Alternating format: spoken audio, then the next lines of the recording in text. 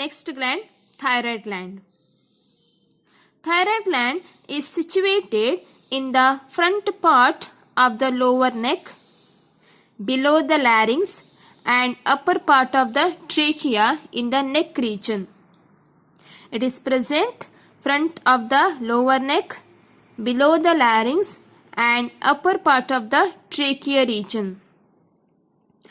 And this gland is bilobed. It has two lobes. And these two lobes are connected by a thin tissue called isthmus. These two lobes are interconnected by a tissue called isthmus. It is reddish brown in color. This gland is reddish brown in color. And in the diagram you can observe this thyroid gland. In the middle, the two lobes, it is interconnected by a tissue called isthmus, and it is present just below the larynx and just upper part of the trachea region in the neck. And this thyroid gland, it secretes the two hormones. One is thyroxine and one is the calcitonin. It secretes thyroxine and calcitonin hormones. Now in your syllabus only thyroxine hormone is there. We can study the functions of thyroxine hormone. First one, thyroxine function is increases the action of mitochondria in the cells. It increases the action of mitochondria in the cells. Second one, the amount of secretion of thyroxine is directly proportional to the metabolism rate. Increase the secretion, increase the metabolic rate. If decrease the secretion, decreases the metabolic rate. It affects the metabolism of our body. Next, it influences the overall growth of the body. It helps for the growth of the body also. Next, it regulates the calcium and phosphate level in the body. It maintains the calcium and phosphate level in our body. Next, it also regulates the body temperature and mental development. It helps for the regulation of our body temperature and mental development. The thyroxine stimulates the tissue differentiation, especially in the tadpole we can see. Here, helping in metamorphosis. This thyroxine hormone helping in metamorphosis of a tadpole into an adult frog. The tadpole it convert into an adult frog. So that process is called metamorphosis. So this thyroxine hormone it helps for the metamorphosis. Next, under secretion. It is called as hypothyroidism. If the thyroxine hormone secreted in a less amount, it causes three conditions: simple goiter, cretinism and myxedema. First one is simple goiter. In the simple goiter, we can see the thyroid gland is unable to generate enough thyroxine to meet the body's need. Sometimes thyroid gland is unable to produce the thyroxine hormone in a sufficient amount. And that condition, the thyroid gland swells up and becomes large and becoming visible as a swelling in the neck. This is a symptom of goiter. The swelling in the neck region takes place. Means swelling of thyroid gland takes place. So it is visible by the swelling of neck. So this is the symptom of simple goiter. It causes because thyroid gland is unable to secrete the sufficient amount of thyroxine hormone. This usually occurs because of insufficient amount of iodine in food. This causes because insufficient amount of iodine in our food. We find this condition among people living in hilly regions, where the soil has less quantity of iodine in it. These regions are generally away from the sea, thus the food grown there is deficient in iodine as well. Addition of iodine to table salt can help in preventing the disease. Here, if there is a less amount of iodine content in our food, it affects our thyroid gland. Because the iodine is very important for the secretion of thyroxine hormone in the thyroid gland, or production of thyroxine hormone in the thyroid gland. The thyroid gland it requires the iodine content for the production of thyroxine hormone.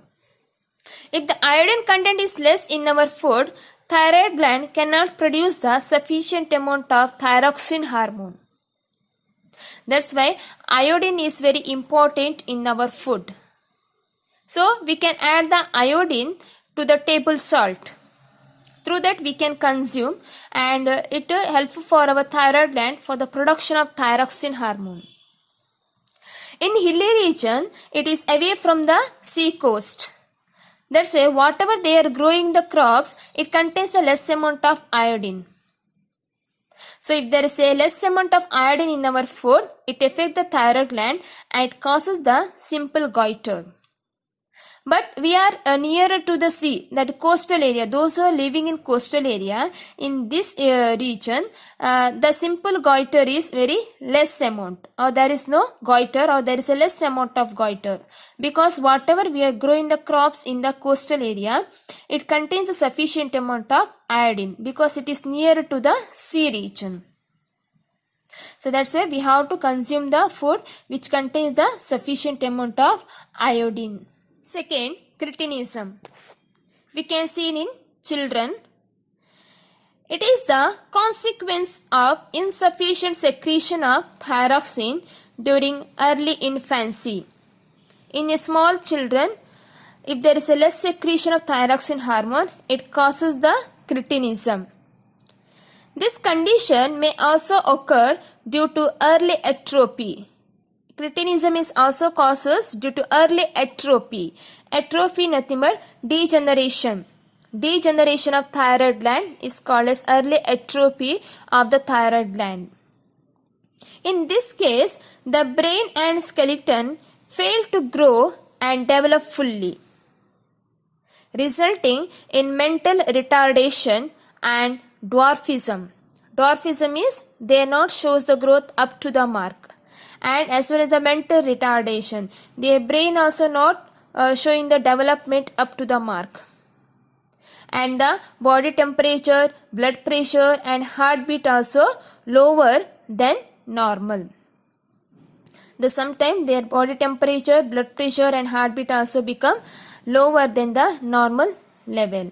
It usually causes for a smaller children because of the degeneration of thyroid gland in the early age only. So it causes the mental retardation and dwarfism. Next, mycodema.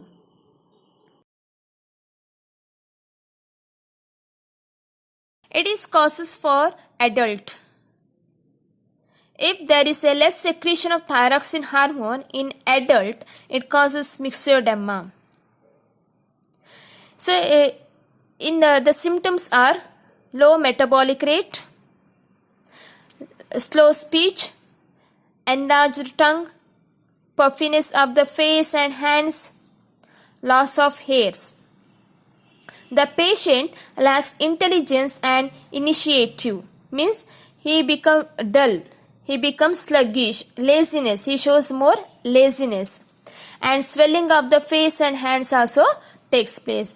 He becomes sluggish, means lazy, and swelling of the face and hands also takes place. As well as weakness, muscular weakness we can see. Dry hair and skin also we can see. Those who are suffering from the myxedema. It causes for the adult because of the less secretion of thyroxine hormone in the adult condition.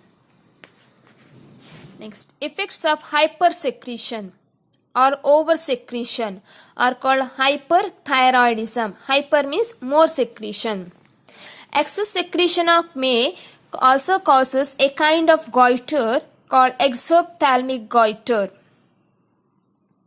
And the symptoms are a marked increase in metabolic rate. The metabolic rate of that person increases the heartbeat, as well as shortness of breath, means the breathing process takes place very fast. So shortness of breath. Eyes are protruded, means it shows it coming out from the orbit region. Like that face we can see, eyes are protruded. Forms a goiter in the neck. The swelling takes place in the neck region. As well as nervousness, we can see in the nervousness in their body. So these are the main symptoms of this hyperthyroidism. Especially we can observe eyes are protruded. Protrusion of the eyes we can see, and swelling in the neck region also we can see. So one more is the calcitonin. It is lowers the concentration of calcium and phosphate in the blood by decreasing their release from the bones. Calcitonin, it lowers the concentration of calcium and phosphate in the blood. So by decreasing their releases from the bones. It secretes when the concentration of calcium rises in the blood. Here, whatever the calcium and phosphate is released from the bones, it joined to the blood region. If the calcium content increase in the blood, then this calcitonin hormone will secrete and it balances the concentration of calcium and phosphorus. It lowers or it balances the calcium and phosphate in the phosphorus in the blood. Next, pituitary gland. Pituitary gland, it is a pea size. It is in a pea size, and it is located. It hangs from the base of the midbrain below the hypothalamus. The pituitary gland hangs from the base of the midbrain below the hypothalamus. And pituitary gland is called master gland because it controls the functions of all other endocrine glands. Pituitary gland, it controls the functions of all other endocrine glands. That's why it is called as master gland. Don't write it controls the functions of glands or all the glands. It is wrong. It controls the functions of all other endocrine glands. That's why it is called master glands. Pituitary gland, it has two distinct lobes, anterior and posterior. It has two lobes, anterior lobes and posterior lobes. Anterior lobes and posterior lobes, they secrete the different types of the hormones. And in the center, one more lobe is there, that is called intermediate lobe. But this intermediate lobe is absent in humans, but we can see it in some lower animals. This intermediate lobe we can see in the lower animals. It is absent in human beings. So this is the pituitary gland. Next we can study hormones from the anterior pituitary, means anterior lobe of pituitary gland. First one is growth hormone. It is called GH. And this growth hormones, it is also called as somatotropin hormone. It is called somatotropin hormone, growth hormone. Its main function is it helpful for the growth of the body, normal growth of the body. It helpful for the normal growth of the body. If hyposecretion of growth hormone in children, it leads to dwarfism. Hypo means less secretion. Less secretion of growth hormone in children, it leads to dwarfism. Means they not shows the fully development. The growth of the body and long bones stops permanently, making the individual a dwarf. The growth of the bones does not take place. Excess secretion of this hormone during childhood, it leads to gigantism. If the growth hormone secreted in a more amount in a smaller children, it leads to gigantism.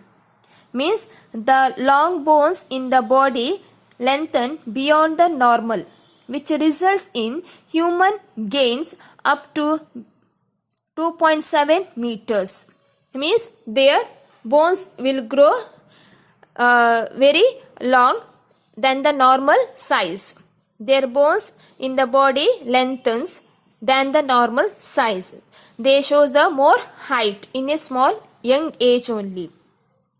When an excess of the growth hormone is secreted suddenly in an adult, it leads to acromegaly.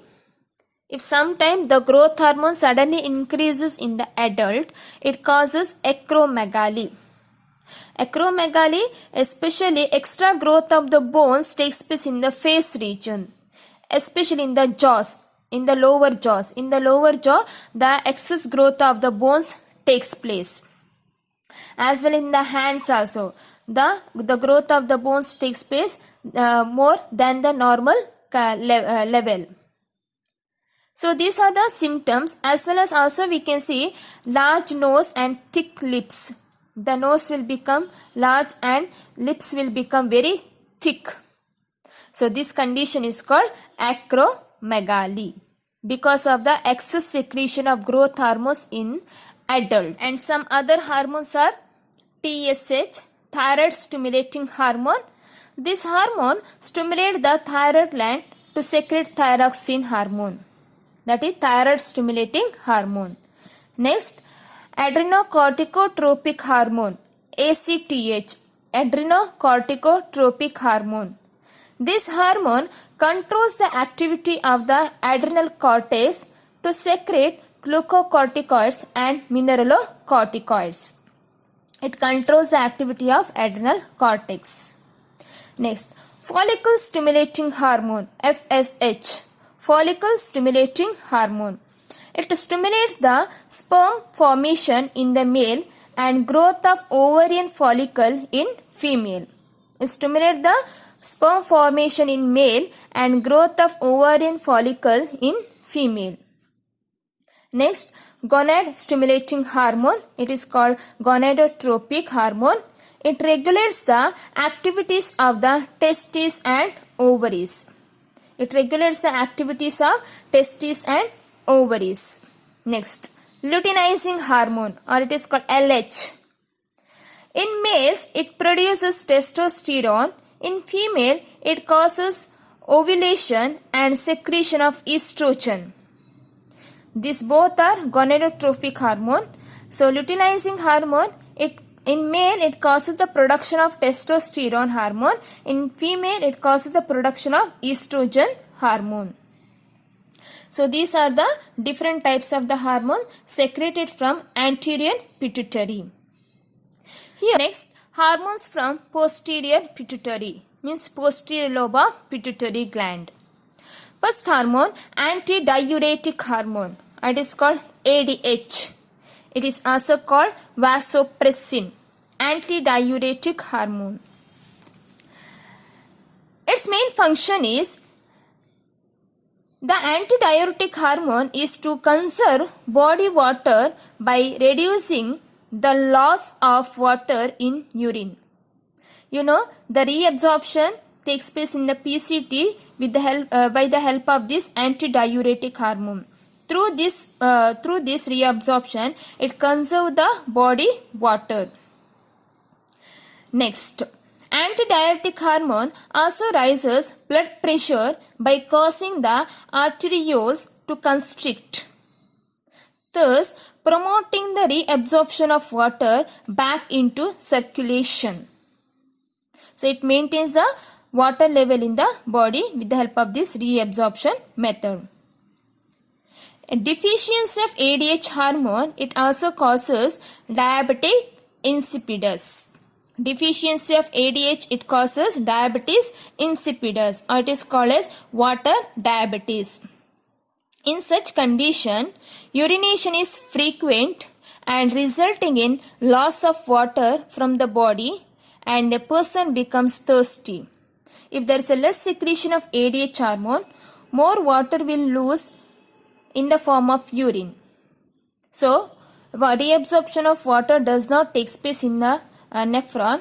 So, more amount of water will passes in the form of urine, and that person feel thirsty, and the urine will become very dilute, and it is tasteless. No sugar in the urine. It is tasteless because more amount of water is there. But in diabetes mellitus, urine is tasty, sweet taste, but in diabetes insipidus, urine is tasteless because there is no sugar content because of less secretion of ADH hormone. Oxytocin, it releases when the fetus stimulates the uterus, and it enhances contraction of uterine smooth muscles to facilitate delivery. Oxytocin hormone released during the delivery condition. Here, during the delivery condition, contraction of the muscles of the uterus takes place because of this oxytocin. When the muscles of the uterus contract, it pushes the baby to the next region. So, it is known as birth hormone. So, oxytocin is released during the birth of the baby because it causes the contraction of the muscles of the uterus. So, this contraction, it helps to push the baby to the next region. In today's class, we have studied about the two important glands, that are the thyroid glands and pituitary gland. Thyroid gland secretes the thyroxine hormone, and its less secretion causes simple goiter, cretinism, as well as the myxoedema, and more secretion of thyroxine causes exothalamic goiter. And the pituitary, it is called as master gland because it controls the functions of all other endocrine glands. It has two lobes, posterior and anterior lobe. And the anterior lobe, we can see the growth hormone, TSH, FSH, the ACTH, gonadotropic hormone. These are called as tropic hormone also. And in the posterior lobe, we can see the ADH as well as the oxytocin.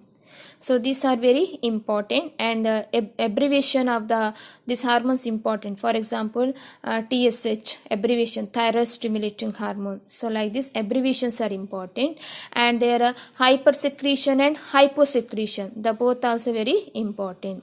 And in the textbook, they have given the table also. Overall summary is there. You can go through that overall summary, and you have to solve the questions which are present in the text.